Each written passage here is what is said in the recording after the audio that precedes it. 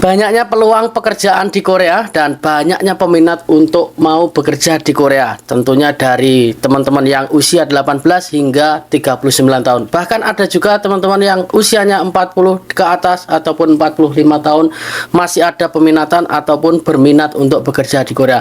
Dan juga banyak penawaran terkait visa-visa di Korea dan pekerjaan di Korea, baik itu visa E7, visa E8, visa D3, D4, dan sebagainya. Ini ada baru lagi untuk postingan ataupun informasi yang masuk ke akun saya. Ada banyak pertanyaan terkait job baru P2C. Nah, ini job apa? Ini saya sendiri masih mempelajari, belum ketemu terkait P2C ini. Ya, ini P2C itu yang dimaksud oknum yang menawarkan ini adalah job ke panti jompo. Nah, ini ada banyak teman-teman, Mas, apakah ini real? Apakah ini beneran ada jobnya di Korea? Tolong Mas dijawab untuk pertanyaan saya ini, karena saya sangat berminat untuk bekerja di job panti jompo seperti Taiwan. Karena rata-rata ini kalau di panti jompo ini ex Taiwan ya, ex Taiwan, ex Hong Kong itu banyak sekali untuk pengen sekali bekerja sama seperti pengalaman mereka ketika bekerja di Taiwan ataupun Hong Kong. Baik, akan saya jawab pertanyaannya dengan saya menjawab sesuai dengan apa yang saya tahu dan juga ketentuan dari pemerintah Indonesia.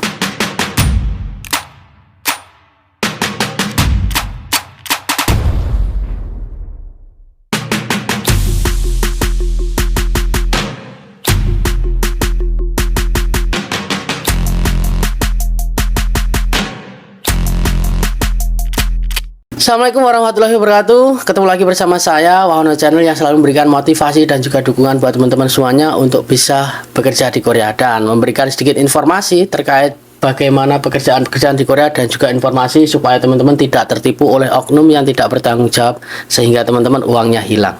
Baik, di sini akan saya membahas banyak sekali yang memberikan ini ya. Mohon maaf, saya posting ini ya. Saya posting di sini.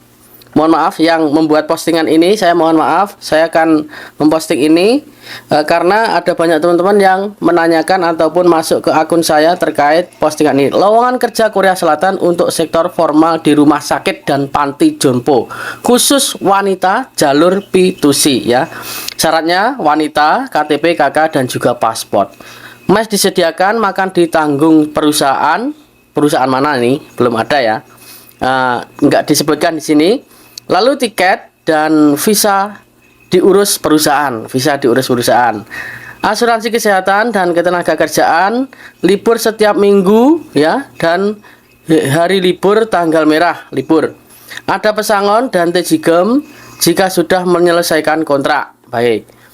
Gaji bulanan 1.500.000 won, sekitar 17.600.000 ya. Ini betul. Selanjutnya biayanya 40 juta potong gaji selama 6 bulan atau kali 4,5 juta per bulan, 4,5 juta per bulan potongannya ya ini. Selanjutnya 60 juta tidak dipotong, untuk biaya 60 juta tidak dipotong. Nah, oke.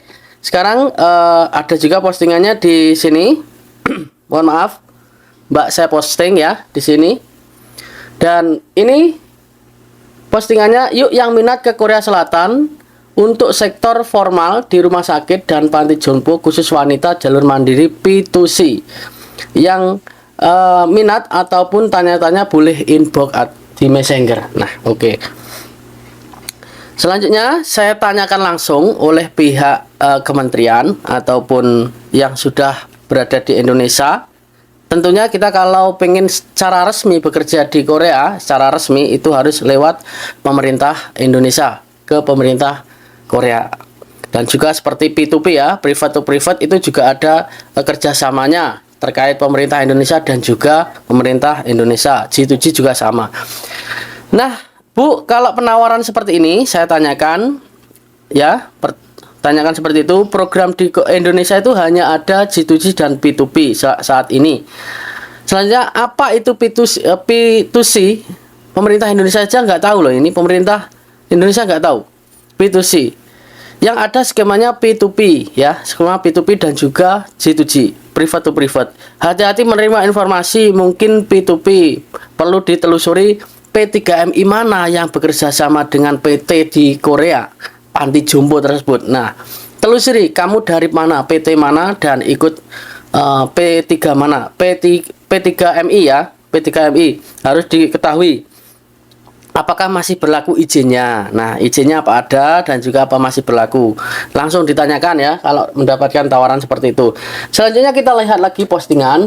Bagi yang tergiur iklan nursing, bisa merujuk ke berita bawah ini, bahwa perawat di panti jompo dan lain-lain terbatas pada orang asing yang nantinya hanya lulusan universitas di Korea.